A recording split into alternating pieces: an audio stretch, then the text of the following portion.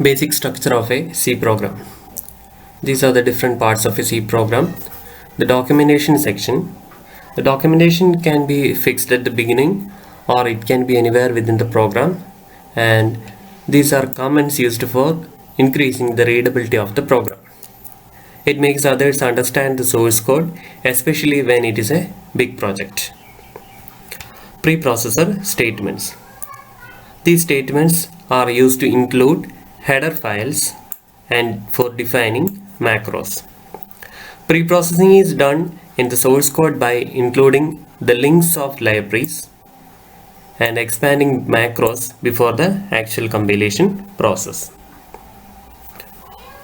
Global declarations or definitions.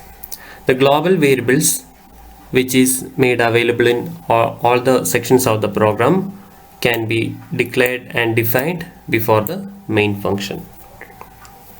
User-defined functions. The user-defined functions can be declared here. The definition can be before or after the main function. Main function. It is a function which represents the starting point of execution of the C program. The main function is the point from which the program execution actually begins. So we can have different statements, program statements, expressions and functions, then local declarations and definition within the main function. These parts can be within the main function or any sub-functions. The local variable declarations which is local to the function in which it is declared or defined. Then the program statements, expressions and function calls. So this is the first program we write, the hello world program. Here the first part of the program is comment. So comment can be written anywhere within the program to make others understand the program codes.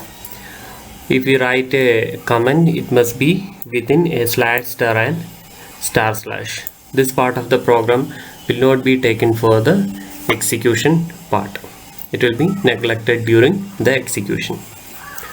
So here the hello world program is the comment of the program, and we can also have the comments using double slash if it is only a single line comment. If it is a single line comment, we can prefix the double slash for making it a comment. Next is the preprocessor directive. Here the preprocessor directive that we have included is #include stdio.h, which is inclusion of the header file stdio.h. The header file actually contains the definition of some of the functions in the C programming. Here in this particular example, it contains the definition of the printf that we use inside the program. Next part is the main function where the program actually begins. So everything written within this void main is the main program statements. Here only one statement is written, which is printf. The printf function will print whatever written within this two double quotes.